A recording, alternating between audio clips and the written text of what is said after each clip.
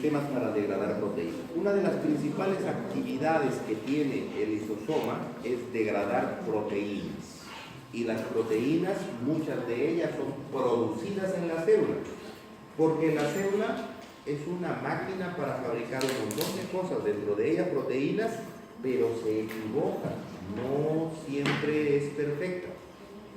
Y al equivocarse, la proteína mala tiene que ser destruida.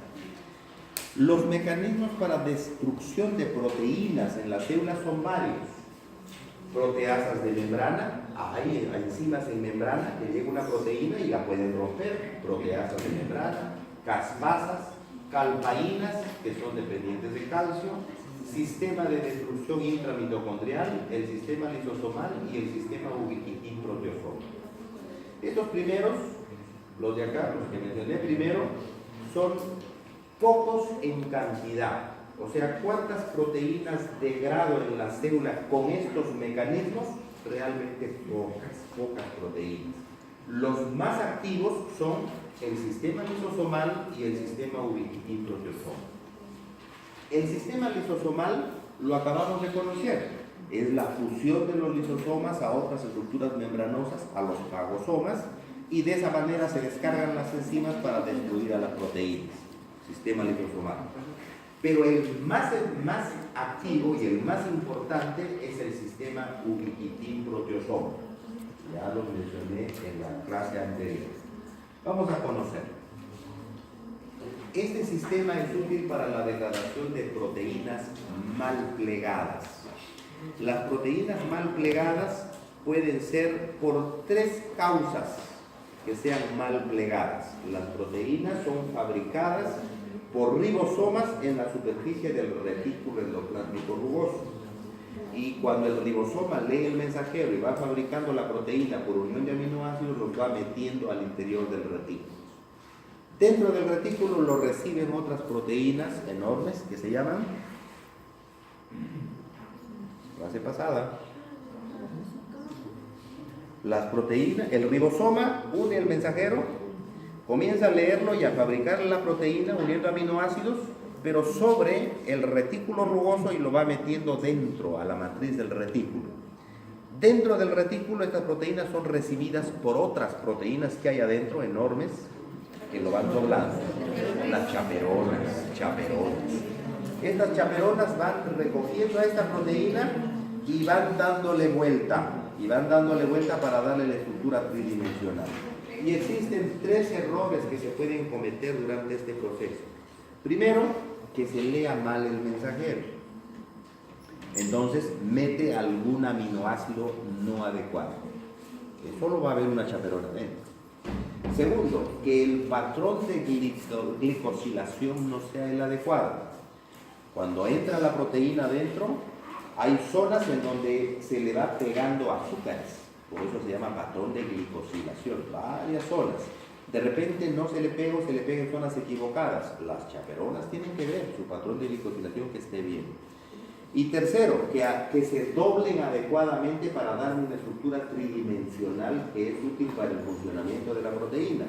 Si no se dobla bien, lógicamente si le he cambiado un aminoácido o le he puesto un azúcar equivocado, los dobleces no van a ser buenos.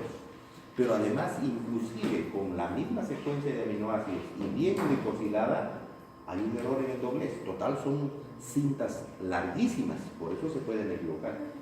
Mal doblez, entonces eso significa mal plegada. Las proteínas mal plegadas son no funcionales, no funcionan, no cumplen su rol. Y si no cumplen su rol, hay que desnaturalizarlas, hay que estirarlas, tienen que desnaturalizar porque están mal. Y son mandadas fuera del retículo, a través de la membrana, afuera por las chaperonas. La calmexina es la última chaperona que la manda fuera, al citosol. Y fuera del citosol, pegada al retículo, cerca al núcleo, hay unas estructuras proteicas llamadas proteosomas, que tienen esta forma. 3 regiones, 2 distales y una central. Enormes, es una proteína muy pesada, es una enorme proteína, un complejo proteico grande. Si nosotros hacemos un corte y lo vemos desde arriba, lo veremos así más o menos. Es como un tubo. Esta tiene una actividad. Los bordes son para el reconocimiento de la proteína y la parte central es como una licuadora. Eso gira y va rompiendo los enlaces peptídicos, los enlaces puentes disulfuro y los puentes de hidrógeno, terminando en la ruptura de la proteína. Rompe enlaces covalentes, no covalentes, disulfuro. Y este proteosoma, a las proteínas que entraron en el proteosoma, pero para entrar en el proteosoma tienen que estar guiadas por alguien tiene que llevarlo. Esa molécula que lo lleva, les dije en la clase pasada, creo que un policía lo reconoce a esta proteína que es un delincuente y el policía se va, lo marca y lo mete. Tienen que ser varios policías, son varias, las proteínas deben ser poliubiquitinadas, ahorita vamos a ver por qué deben ser poliubiquitinadas. Y lo van metiendo. Este policía que mete a la proteína en el proteosoma es una chaperona N-glucanasa ubiquitina. O sea, es la verdadera parte proteica que es la ubiquitina, que está unida en un extremo a un extremo amino que tiene actividad glucanasa, o sea que rompe azúcares, por eso se llama N-glucanasa ubiquitina. Una chaperona N-glucanasa unida a ubiquitina. ¿Cuál es la importancia clínica? O sea, ¿para qué necesito un proteosoma, un sistema como una licuadora que me rompa proteínas? Proteínas que fabrican mi misma célula. Resulta que muchas enfermedades, sobre todo las neurológicas, pero otras también, son causadas por la acumulación de proteínas. Y resulta más nocivo para las células acumular proteínas que romperlas, que degradarlas. A veces la degradación de proteínas causa enfermedad, pero más enfermedades que por degradación de proteínas se dan por acumulación de proteínas. Claro, porque si yo degrado proteínas, si yo tengo una tasa de degradación de proteínas alta, entonces mi célula se está quedando sin la proteína que estoy rompiendo. La respuesta normal de mi célula va a ser fabricar más de esta proteína, más mensajero y fabricar más. Entonces, rompo mucho, pero fabrico más. Es más fácil curar el defecto. En cambio, si lo que me pasa es que no puedo romper la proteína, entonces me estoy llenando de basura, de una proteína que no es funcional. Y esa basura ocupa espacio. En una célula el espacio es una cosa pero sagrada, porque necesito el espacio para otras cosas. Y si estoy llenándome de basura, no voy a poder hacer funciones en la célula. Por ejemplo, en Alzheimer se encuentran dos proteínas incrementadas, la proteína beta-amiloide y tau. Y estas son las responsables de la patología por Alzheimer. La acumulación de proteínas es la que causa la enfermedad. En Huntington, la huntingtina es una proteína que se acumula. En Parkinson, alfa-sinucleína, se acumula alfa-sinucleína y esta es la responsable de la patología. Enfermedad de ALS, Lou Gehrig, SOS. Enfermedad de la espina vulvar. Enfermedad por priones, las vacas locas. La enfermedad de las vacas locas, acumulación de proteínas. Es la proteína que se acumula, es la basura que se acumula la que causa la patología. Por eso es que es necesario que mi célula rompa proteínas, porque si no puede romper, se acumula, se llena de basura. ¿Cuál es el rol fisiológico de la degradación intracelular de proteínas? O sea, ¿para qué rompe mi célula proteínas? El rol clínico es para no enfermarme, para no tener mi Parkinson o mi priones, etc. Pero ¿cuál es el rol fisiológico? O sea, ¿por qué para no enfermarme tengo que romper proteínas? Para hacer control de calidad. Porque si algo que fabrico está mal, no debo sacarlo al mercado. Debo romperlo para hacer algo bueno. Eso es control de calidad. Para hacer control de calidad tengo que romper proteínas. Para procesamiento antigénico. Porque si algo me va a infectar, yo tengo que comunicarle a mis células de defensa, esto me está entrando. Y decirle, esto me está entrando significa romper al patógeno que entró en pedacitos para decirle esto es lo que está entrando. Eso se llama procesamiento antigénico. Para eso tengo que romper proteínas. Para regular funciones celulares, porque mi célula está fabricando algo en este momento, pero más tarde ya no necesito que fabrique eso, necesito que fabrique esta otra cosa. Eso se llama regulación de funciones celulares. Y si fabriqué mucho de esto, entonces para luego fabricar esto nuevo que ahora quiero, tengo que romper algo de lo que fabriqué. Así me haya sido útil, tengo que deshacerme porque ya no es funcional. Esto es regulación. Tengo que romper proteínas. Para adaptación a estadios fisiológicos o patológicos. Porque necesito fabricar, adaptarme a lo que necesite. Y para eso tengo que fabricar o tengo que romper cosas. Por ejemplo, el ejemplo que puso sus compañeros anteriores, el bosque. Nosotros necesitamos yodo para una serie de reacciones químicas en nuestra fisiología. Resulta que si mi tiroides, que es el encargado de captar el yodo, no capta suficiente yodo, ¿qué hace mi organismo? Si capto muy poquito en este tejido, entonces lo que hago es aumentar el tejido para poder captar un poquito más. Y crece el cuello óseo, le llamo eso. ¿Qué es eso? Es una adaptación. Es una adaptación a un estado patológico. Y así mi organismo tiene que adaptarse, construyendo o rompiendo cosas de acuerdo a lo que se necesite. Yo vengo de la sierra, en la sierra necesito bastante hemoglobina para poder respirar, porque allá hay condiciones de hipoxia.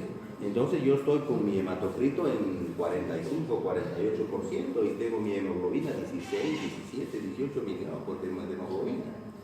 Pero me voy a vivir a la costa, ahí no hay condiciones de hipoxia.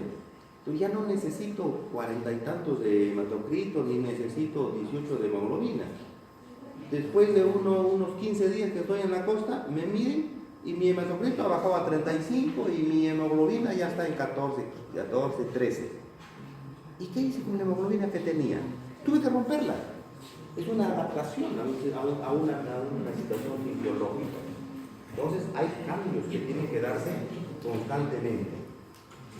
El modelo ubiquitin-proteasoma para la degradación de proteínas tiene dos fases. Para romper esas proteínas mediante el proteasoma necesito dos fases.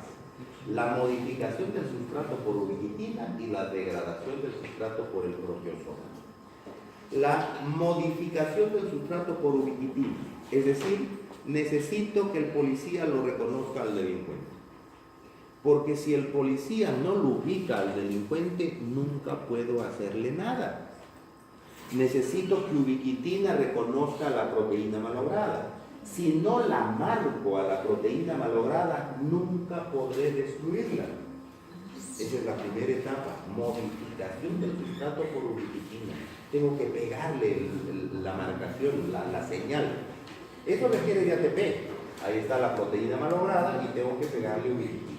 Si no se le pega, si no se le marca, si no se la ubiquitina, no es posible degradar. No sé qué está mal.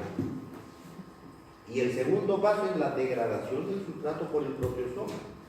No basta con que la marque. Claro, la agarra el policía al delincuente y el delincuente le suelta, déjame tranquilo. Y ya lo agarró, pero miren cómo no puede destruirlo. ¿Por qué? Porque el policía no lo mete en el proteasoma.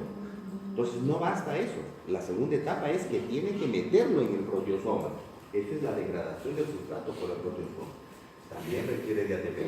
Y si los dos funcionan, entonces ahí sí la proteína va a ser destrozada y salen péptidos con aminoácidos para que estos puedan ser usados y fabricar una nueva proteína de repente. ¿Cómo es la ubiquitina? La ubiquitina es una proteína chiquita, 76 aminoácidos apenas, 8.000 daltons de peso molecular, o sea 8 kilodaltons. Es altamente conservada, eso significa que muchas especies tienen ubiquitolas, las especies tienen su ubiquitina y en casi todas es la misma secuencia de los 76 aminoácidos, altamente conservada y ampliamente distribuida, todos los tejidos lo tienen. Lo tiene mi músculo, lo tiene mi hígado, lo tiene mi piel, lo tiene todo tejido, tiene ubiquitina. Esta ubiquitina tiene en sus 76 aminoácidos una estructura globular con una colita chica que es el último aminoácido, el 76, una estructura globular, y el aminoácido 76 que es una glicina. Sé que es el último porque tiene el carboxilo libre, Este es muy importante porque va a ser el punto de reconocimiento por la enzima que la va a meter a la proteína malograda. Así es el modelo, casi esférica y una colita que es la glicina y el aminoácido 76. Las proteínas ubiquitinadas son degradadas por el proteosoma. La proteína entonces, acá está ubiquitinada, tiene que ser poliubiquitinada.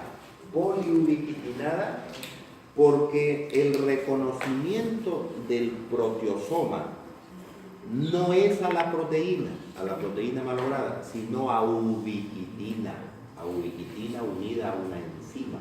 Ese es el reconocimiento. Entonces, lo reconoce a la ubiquitina y la ubiquitina manda la proteína por el hueco del proteosoma. Pero en ese momento se desprende la ubiquitina, lo que significaría que la proteína podría salirse. La manera que no se salga es que una siguiente ubiquitina siga empujando a la proteína. Y luego la siguiente sigue empujando, y la siguiente sigue empujando y la va metiendo poco a poco a través del proteosoma. Cada vez que va entrando esta en el proteosoma, lo va metiendo en el proteosoma, sucede adentro la proteólisis en la estructura media del proteosoma, la licuadora que va rompiendo los péptidos y va liberando los péptidos y va liberando la ubiquitina libre, que va a ir a unirse a otra proteína. A veces no puede meterla en el proteosoma y sucede la salida de ubiquitina y la proteína no se metió nunca.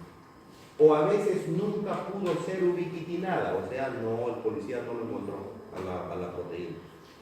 Esas se llaman proteínas no degradadas, proteínas mal plegadas no degradadas. ¿Qué sucede con estas? Son montadas en dineína, y como la dineína se va al extremo menos, lo lleva al centro de la célula, y en el centro de la célula está el centrosoma, y caen en el centrosoma formando agresomas. Ahí se quedan formando agresomas, estas proteínas no degradadas. La especificidad para la ubiquitinación se lleva a cabo con múltiples enzimas de conjugación. Profesor, ¿cuántas ubiquitinas necesita para ser? No hay un número específico, eso depende de la proteína. Si la proteína es muy grande, va a tener un montón de ubiquitinas. Si es más chica, necesita menos ubiquitinas. Lo que sí son varias, por eso se llama el proceso, debe ser poliubiquitinación, porque son varias.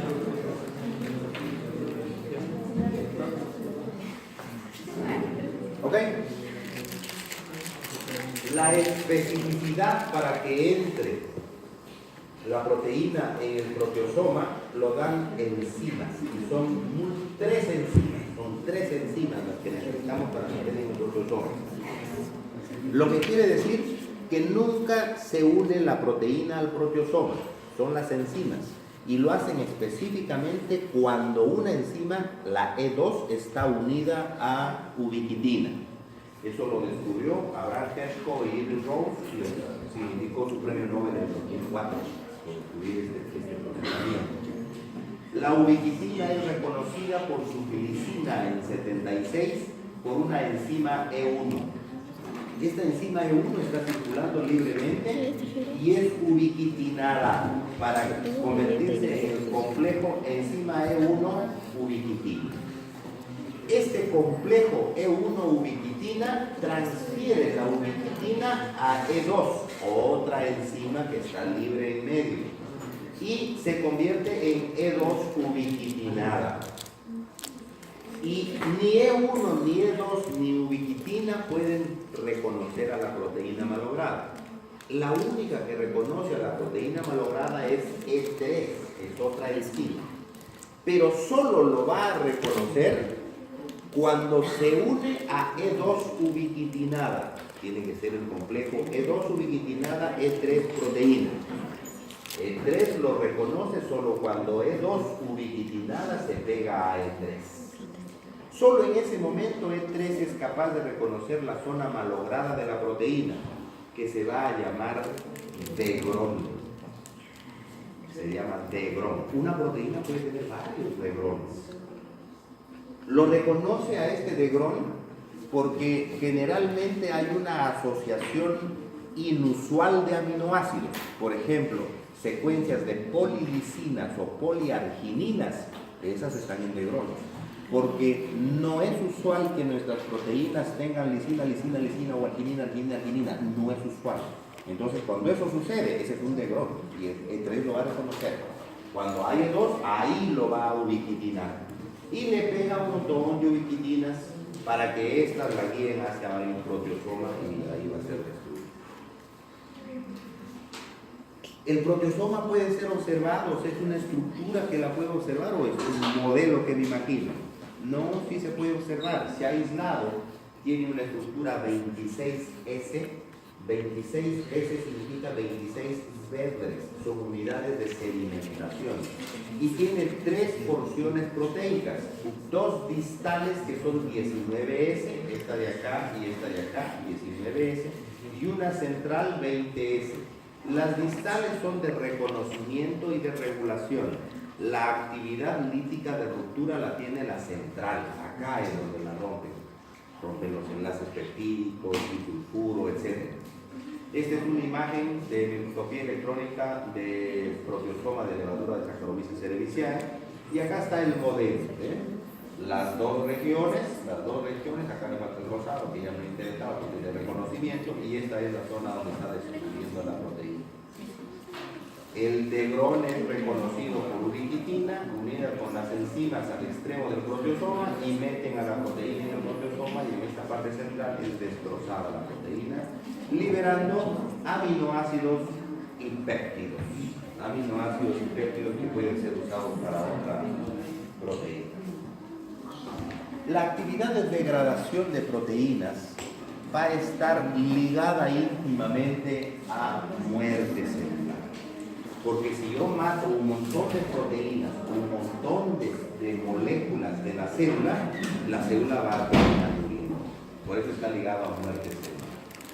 Y les dije que la muerte celular hay de muchos tipos.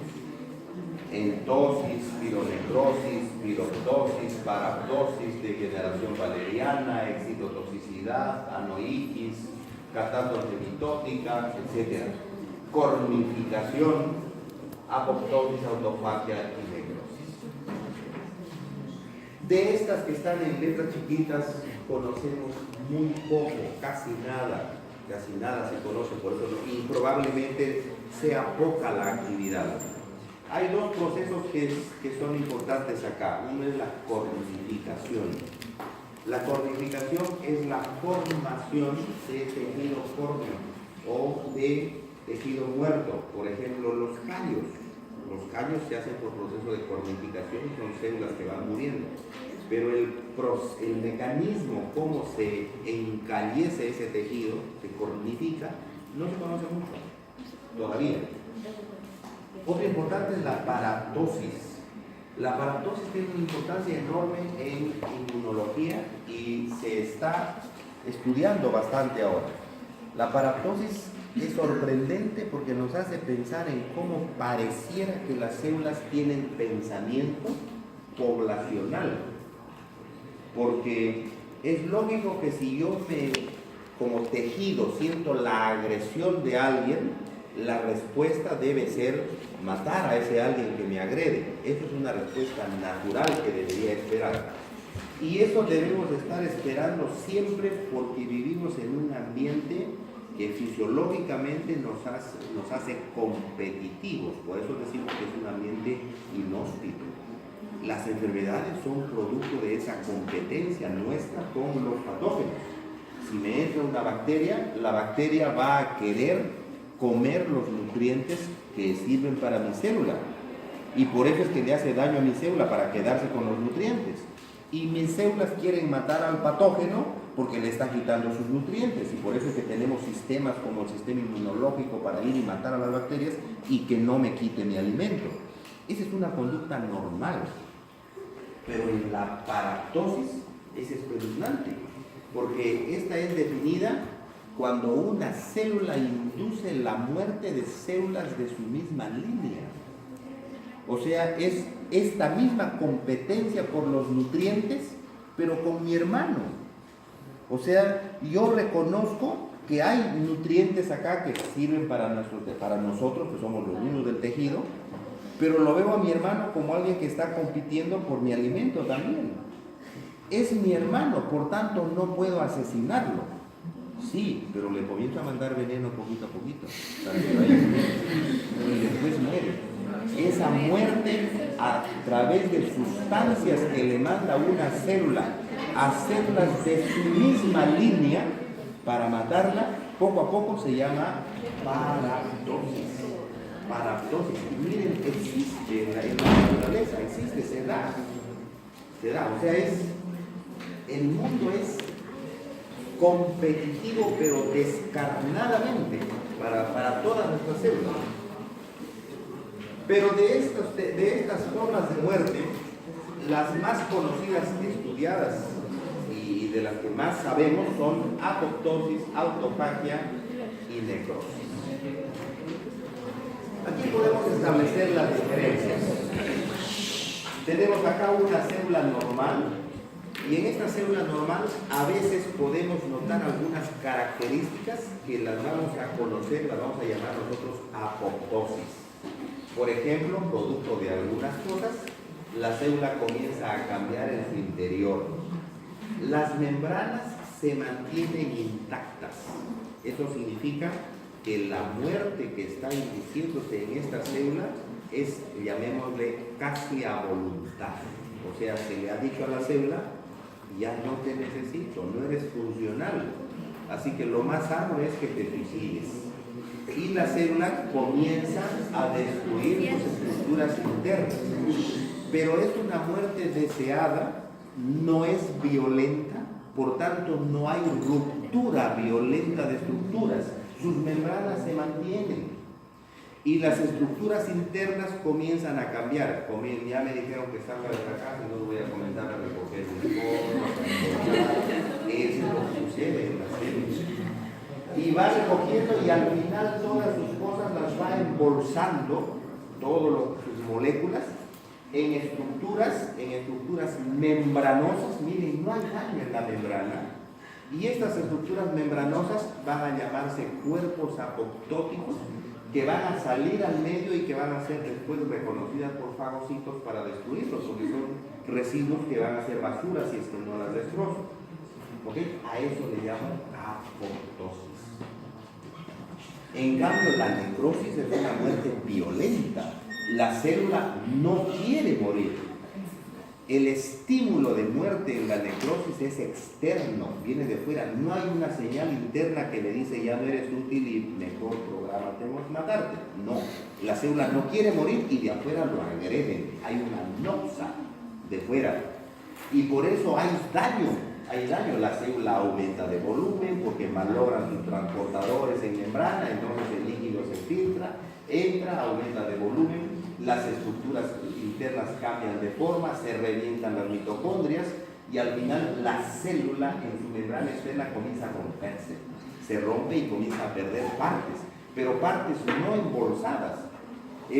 Entraron a mi casa y me agarraron mis cosas, ni siquiera las embolsé y las tiraron por la ventana, todo. Ahí la destrozan. A eso se le llama necrosis.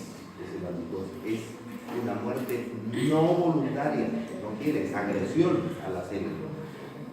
Y también se da la otra que es la autofagia. La autofagia se da cuando parte interna de la célula no está funcionando bien. Entonces hay que destruirla. Y para eso hay una maquinaria, los lisosomas funcionan, los lisosomas se unen a la parte malograda y comienzan a destruirla con sus proteínas, a destrozarla por partes. Esto es, en cierto modo, como un aviso primero. O sea, comienza la autofagia, la destrucción de las partes internas, hasta llegar a un punto es como si a las células se las estuviera midiendo. Ok, las mitocondrias no están trabajando bien, entonces comienza a hacerse autofagia de mitocondrias. Los lisosomas se van, se unen a la mitocondria y la van destrozando, y las van destrozando, y las van destrozando. Pero tengo 400, 500 mitocondrias, así que me destrocen 1, 2, 10, bueno, pues me las destrozan porque están malas. Pero llega un momento que se le llama llegar al punto del no retorno. O sea, si además de hacer esa autofagia con esa estructura, la célula no se recupera, entonces viene la orden, destrúyale todas las mitocondrias, y ya no solo las malogradas. Entonces comienzan a destruirle todas las mitocondrias. En ese momento que hay esa señal se llama el punto del no retorno. Significa que la célula ya está condenada. La célula va a tener que morir por autofagia, ella misma se comienza a destruir. Y lógicamente se ven cómo se desaparecen las estructuras internas, pero las estructuras internas de funcionamiento, o sea, las que generan energía, todas sus fábricas comienzan a destruirse. Y al final, si no se llega al punto del no retorno, la autofagia es reversible. O sea, la célula otra vez se recupera y sigue viviendo. Se toma un tiempo, pero ya va por castigar. Pero si llega a pasar el punto de no retorno, entonces esa célula va a morir también. Culminación de la autofagia. Veamos la apoptosis primero.